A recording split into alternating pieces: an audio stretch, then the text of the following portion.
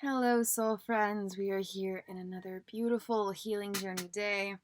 We have our little buddy with us. He helps keep us grounded. It's a little baby rabbit. Fun fact, did you know rabbits never stop moving their nose? It's always moving. Help keep us in the present moment.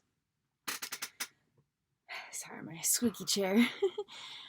So I just wanted to follow up with that last video. We talked about how practicing presence is our power. We have power in our healing journey of life, regardless of the specifics of what's going on or where we're at with our healing journey when we practice presence. Presence is our power. So I wanted to kind of explore two different topics in relation to that. One is, what does it mean to relive trauma?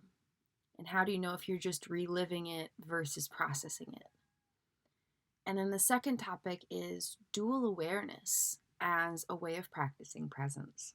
So we'll just go ahead and dive in. So when I say that there is not a need to relive trauma in order to heal, that begs the question, what does it mean to relive trauma? How do you know if that's what's happening?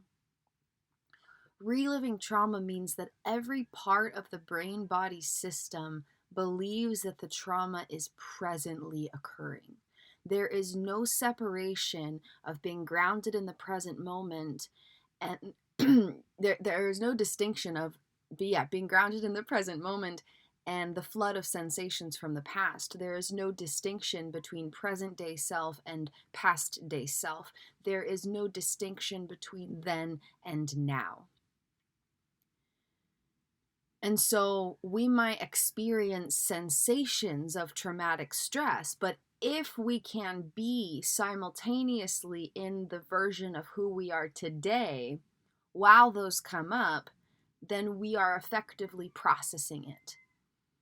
It's when there is no distinction between present day self and body grounded in the here and now and past version of self and the sensations that are arising in relation to that experience.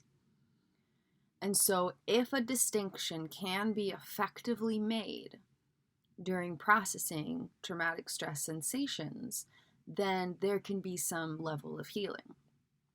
Reliving trauma means there's no separation between then and now. There's no ability in the consciousness to distinguish, yes, the sensations are arising, but they're not from a present experience.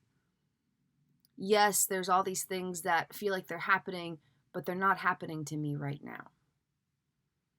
And I'm not talking about like psyching yourself into believing it. Like, if I just say it enough, I'll believe it. Like, it means re-engaging parts of the brain that shut down during trauma so that you can observe the sensations without becoming them. They might still arise in the body, but can you notice them from a separate corner of your consciousness? Can you be here as an observer in the present day and notice the terrifying sensations arising in your body and shift back and forth between these two positions effectively? And so it's important to make sure that we're not just reliving trauma when we're trying to heal from it, because that doesn't heal us. There has to be an ability to some degree to sustain access to the present moment while exploring what's happened. And yes, sensations might arise, but if you're able to be in the present moment to some degree, then you're not fully reliving the trauma. You might be partially reliving it, right? Like there might be sensations, but because it's not the entire experience happening again and you're able to be somewhat in the present, you're not completely reliving it. I hope that adds a little clarification. Yes, little guy. He thinks it might help. Does that help? Does that help bring things to light a little bit? Just maybe a little bitty baby bit. So that brings us into our second topic, dual awareness. What is it? Why is it important? And how do we practice it? Dual awareness basically means the ability to have awareness of two separate sensations that are happening simultaneously. And so It's important because if we can't sustain access to the present day self where there's a conscious choice in our response and whatever else is happening from past sensations, whether it be traumatic stress or compulsions or any clue of consciousness guiding us towards healing, inviting us towards healing. If there can't be an ability to be in both of these places, then this spot loses its power and this spot feels isolated and alone. And so when these sensations arise, that's all that's happening in the consciousness. There's no ability to observe. There's no ability to choose a conscious response. It's just an all-consuming sensation. And it can feel very powerless. I've been there. And so dual awareness is growing cognitive capacities of consciousness from the inside out of our miraculous mind, where it actually impacts the way our brain can function during stressful moments. And it really provides us with power. It provides us with new tools to shift our brain rewiring by shifting our responses moment by unfolding moment. Healing is always gradual and never linear. And life is always going to be like a heartbeat where there are ups and downs. So no matter the specifics, even if there's not a conscious embracing of the healing journey, life is always going to have ups and downs. That's what life is. Life will always be like a heartbeat. Because without our heartbeat, we're not alive. And life is the same way. If there's not ups and downs, then it's not life. So there's always going to be ups and downs, but how do we choose our response to those ups and downs? Are we criticizing ourselves? Are we making judgments? Are we pointing at the blame? Are we focusing on victimhood? Are we giving in to the conclusions that are being drawn by our mind, that this is our fault, that this is all we'll ever be, that there's nothing we can do about it, etc.? Or are we choosing a response? This too shall pass. This is just one moment of a long journey. I have power in my response. I choose to love myself through this. I choose to extend compassion to myself and all those around me. How we choose our response decides the brain that we live in the days to come. We can't rewire our brain instantly, but we always can rewire our brain. Always. Always. There's no age limit. There's no, oh, you've been through so much stuff, there's just no hope for you, man. That's not a thing. That's an illusion. It's not the truth. The truth is we can always rewire our brain. But it always takes time. And it always requires consistent effort. And so the more consistent and the more routine the showing up is, the more brain rewiring will be occurring secretly, covertly, behind the scenes of your miraculous consciousness. So dual awareness gives us power. And so dual awareness means being able to observe different sensations simultaneously. And we can practice this in many ways. One example is to bring ourselves into a practice, whether we're creating space for like a meditation or whether we're bringing the practice into our everyday life as we run errands or whatever it is we're up to. And one way to practice dual awareness is to shift your internal dialogue to describe the internal sensations and then the external sensations and alternate. Okay, I notice there's a racing thought, and I notice there's this thing over here. Okay, I notice there's this sensation of anxiety, and I'm feeling this thing right here. Okay, I'm noticing this sensation inside of me, and I can feel my feet on the ground. Okay, I'm noticing this sensation inside of me, and I can see the leaves on the trees. Okay, I'm noticing the sensation inside of me, and I can see the white puffy clouds. I'm noticing the sensation back and forth. And the more intense the internal stuff is, the more we describe the outside stuff. So if this is really intense, then we do one sentence inside and maybe like 5 to 10 sentences outside instead of 1-to-1 ratio. So it's shifting from internal self-description of sensational experience to external description of anything we can notice with our senses. What do you feel? What do you smell? What do you see? What do you hear? And so the more intense our inside stuff is, the more we focus on this. And so the general practice is one sentence about my internal experience, one sentence about my external surroundings. And you shift back and forth. But if the inside stuff is really intense, then you do one sentence of internal description and then maybe 5 to 10 sentences about the external. Okay, I'm noticing this traumatic stress sensation, and I see a bird in the sky, I see some white puffy clouds, I smell something that's kind of funny, I can't quite distinguish it, but I'm curious about the smell because I can't quite identify it, and I notice my feet on the ground, and I can notice my hands doing this, and I can feel my skin. It's not a complete grounded sensation, but I can feel, and you keep going. And once you've hit whatever mark you're set at, maybe 5 sentences, maybe 10 sentences, then you do one sentence describing your inside and sensational experience, and then you go back to focusing out here. And you just shift back and forth, describing it to yourself in your mind or out loud or writing it down or whatever tool you want to use. Describing it aloud is the most powerful, but describing it in our mind is something we can practice regardless of where we are, what we're doing. So there's a lot of different ways to practice it. And the cool part about dual awareness is that we can practice it anytime. It doesn't have to be something we only practice when we're in distress. In fact, it's much more powerful if we practice it even when we're not in distress. So everything's super calm. Okay, I'm noticing that I'm excited about something that's happening tomorrow. And I can see this thing in my room. Okay, I'm noticing this sensation of boredom. And I'm noticing these things here on my wall. And shift back and forth and just practice. Because in that practice, you're growing your mind. And the more you grow your mind, the more power you have. And the more you practice presence, the more power you have to use that presence when it's harder to use it. So if I practice presence when I'm feeling fine, then when I'm not feeling so fine, practicing presence isn't as challenging. It's still challenging. But there's just a little bit more ability to do it, even when it's tough. And so, dual awareness is how we heal. Because we heal when we choose a different response. But we can't choose a different conscious response until we establish conscious presence with all the stuff. And it takes time. It takes time. But I'm here to tell you, it is possible. And it becomes possible when we practice presence every day. And dual awareness is a powerful tool to practice presence.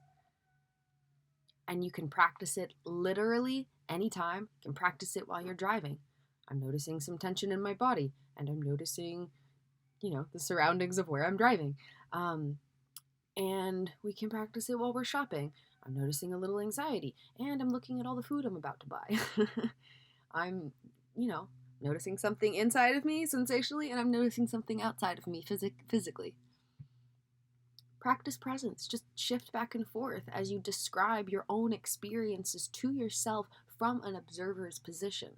It's not, oh no, I'm drowning in sensations. It's, I'm noticing this, and I'm noticing that. And it can feel really challenging. But here's the thing.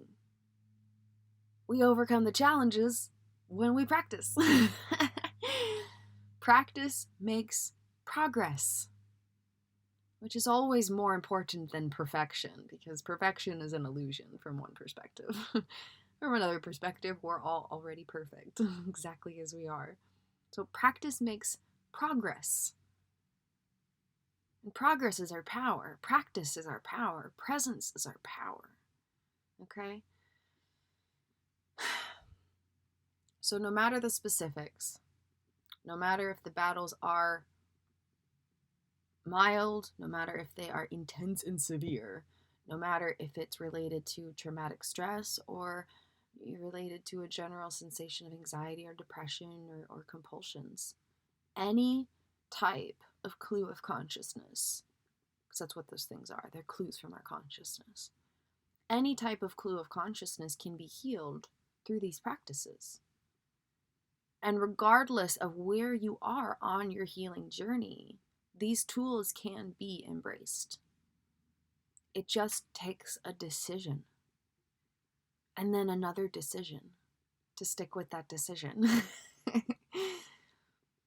Put alarms on your phone, write post-it notes all over wherever you are. Have one on your bathroom mirror, have one on your bedside, have one on your car dashboard, have one as your bookmark, have one in your wallet, have one in your kitchen cupboards, have one on your animal food, your dog food, your cat food. Have post-it notes. Practice presence because it's your power. Just write it. Practice presence because it's your power. Practice presence because it's your power. Just put reminders up. Show up for yourself because you are worth it and you have what it takes. This is a promise and a guarantee.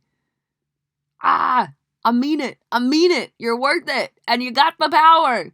It's just hiding right now because you haven't harnessed it, but it's there. It just takes a little harnessing. So write some reminders for yourself. Put reminders on your phone. Create a background for your phone so you see it every day. Put post-it notes in places that you go frequently. Do what it takes to make reminders to bring you back to the knowing that you have power and that your priority is practicing presence. And we'll keep exploring what that looks like, Dual awareness is one of many tools, and one way to practice dual awareness is shifting from internal description of sensation to external description of physical surroundings and bringing yourself into a grounded presence about what's happening in here while you're still staying present out here. One way of practicing dual awareness, which is one way of practicing presence. And reliving trauma, just to sum it up here, reliving trauma means we're completely back in that traumatic state. We know that we're ready to process trauma when we can sustain presence in the here and now, both as this version of who we are, like, if the trauma was a couple years ago as one example, staying where we are with the details of our present life, rather than slipping back and not having a linear time gap in between. And when we can stay present in our body instead of just dissociating or having all these autonomic responses that we have no power within. So when we can do those things, when we can sustain presence, knowing that we're here now and that was then, and that we're here grounded in our body and not completely caught in the sensations, then we can heal the trauma.